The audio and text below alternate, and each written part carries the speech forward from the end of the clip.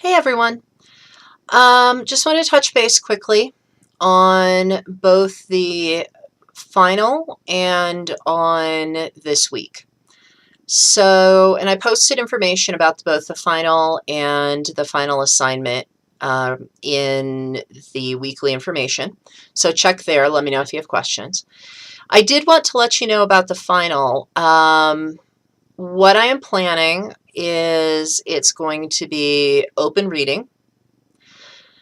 And it's going to be essays because really memorizing character names or memorizing author names and trivia, I don't care. At this point, you can find that stuff very quickly and very easily.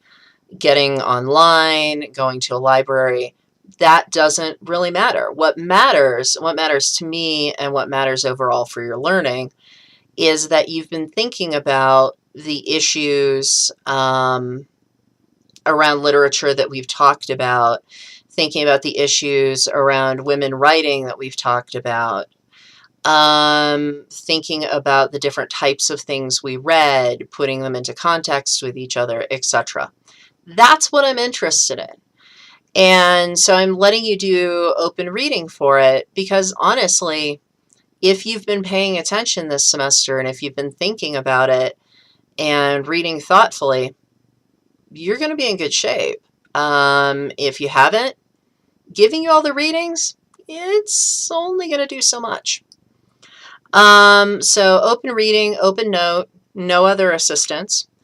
And I did mention in the weekly information that you'll have you'll have 2 hours to take the exam once you open it, and it will be up for a 48-hour block of time. So I'm going to do that Friday and Saturday of finals week. Let me know as soon as possible if that will be an issue for you, that there's just no way you can do it. You do not have 2 hours with a computer. If that's the case, we'll sort it, but just make sure you talk to me. Anyway, the week. So my thoughts on these readings. We did last week with Ms. Marvel, and it was looking at fantasy or the fantastic elements, things that aren't real. And it was doing it in this very popular kind of way and in this very, accessible for the masses kind of way.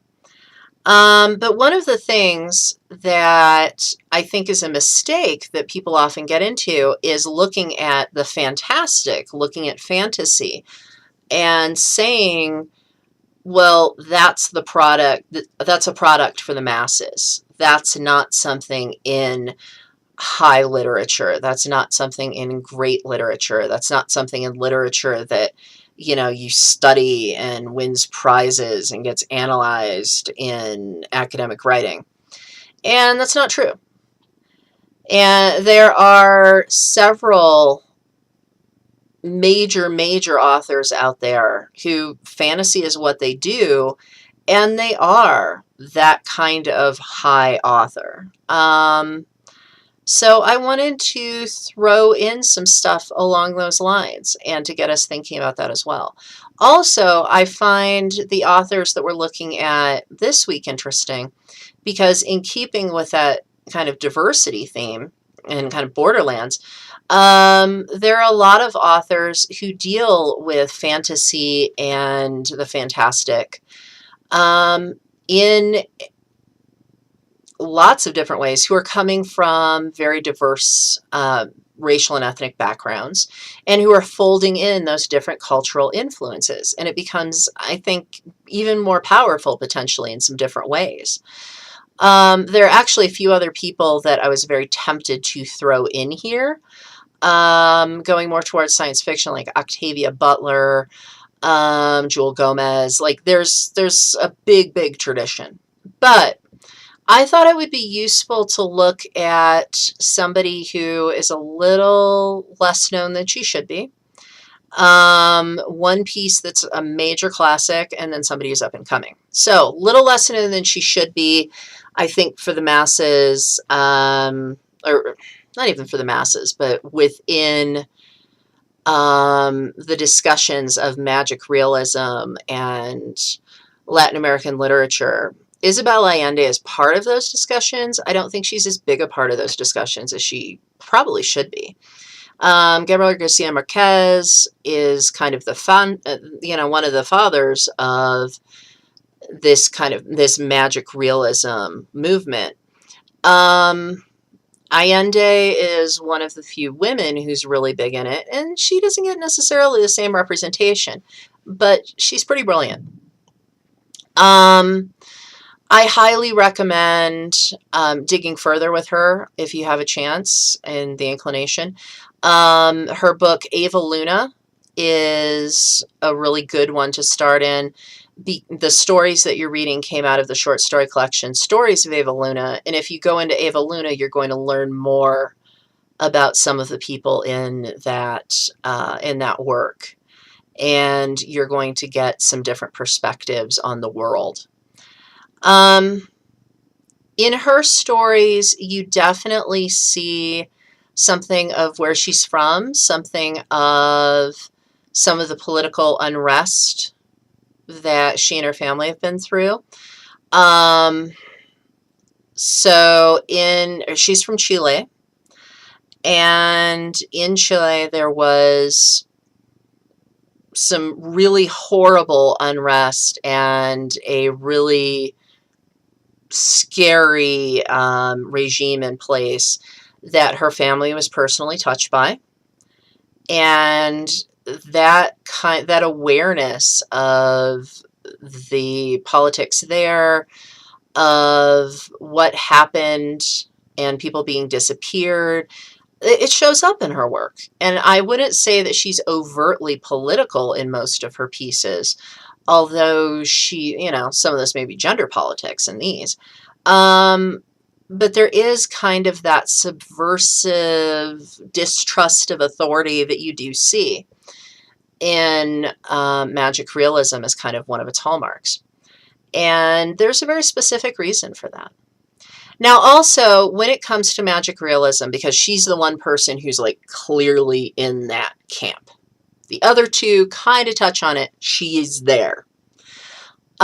Just to make sure that you're getting the gist of it, when you think magical realism, don't think like fairies and dragons and, wizards and craziness and Tolkien. Magic realism is very, very much the real world with magic elements in it, but not explained. So also, if it was a story about like Gandalf coming to America and you're explaining how it happened and then he fell through a portal, that wouldn't be magic realism. It would be a fantasy piece.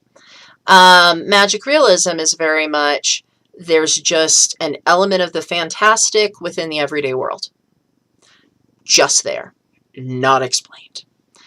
And in some ways, for some people, they believe that kind of plays on that duality between the unreal and the real kind of blending together. One of the reasons that some people say that Latin America is very much the hotbed of this as a form is some of what's happened in Latin America politically, some of the issues with colonialism, some of the issues with identity, with people being simultaneously descended from the oppressed and the oppressor.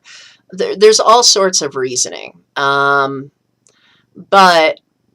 when you're thinking of magic realism, you do want to think of those two worlds just being a part of each other, the magic and the mundane. It's primarily mundane, but there's these magic elements and they're just there. They're just a part of it. Subversion is definitely a part of it. Politics can be a part of it. Playfulness and humor can be a part of it. All of those things. But really the biggest part is that there's just these inexplicable magical elements. Or not even inexplicable, unexplained. They're just there. So looking at somebody else, Kingston. Some people will cite her as magic realism. I don't know if I buy it, to be totally honest with you. But she's doing some of the play of the spiritual and the otherworldly bumping up against our worlds. But I think she would even say she's doing it much more in line with superstition from her background, with spirituality from her background.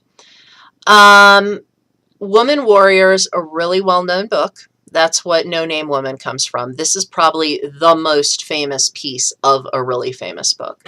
The full book is definitely worth checking out at some point if you find this interesting, if you want to do so.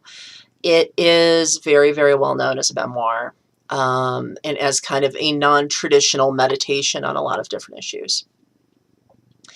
And Machado, she's very new. Her first book came out last year, and her next book, which is actually a memoir, interestingly, is coming out next year. And I really like her stuff, and there's definitely a flavor of magical realism. She's got it in there, but she's also got fairy tale in there to varying degrees in some of her different pieces. But there's, you know, she and Allende are on a family tree together. You know, kind of maybe hanging out in different areas, but there's some relation, literarily speaking. But I really love some of the unexpected twists and turns that Machado takes, and some of the ways that she's very much dealing with real world issues in a very subversive manner, which I find quite interesting to read. Anyway, as always, if you have questions while you're working on things, let me know. You probably have noticed there are 3 discussion boards and no quiz this week.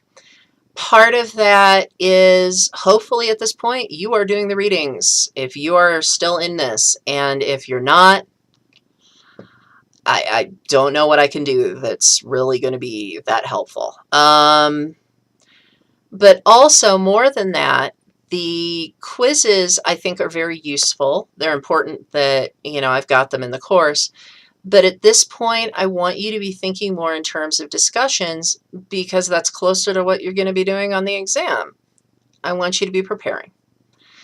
The last of the 3 is one that you don't have to respond to others on, and you've got until Tuesday on that. So you've got your longest time frame there. And it says that in the week's information. Anyway, I'm going to do a chat tomorrow night, but I'll admit I'm a little discouraged that I haven't really been having people showing up. If there is another time that would work for you, tell me. I would like us to talk.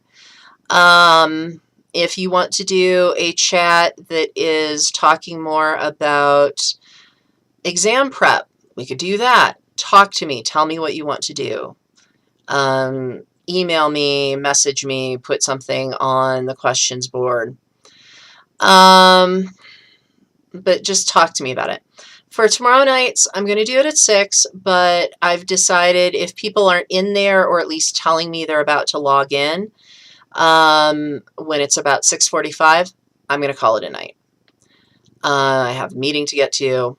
I'm going to call it a night at that point. If people are in there, I'll blow off my meeting. No problem. I would rather chat with you guys. Anyway, let me know if you have questions, comments, or concerns. Otherwise, have a fantastic, pun intended, week. Take care. Bye.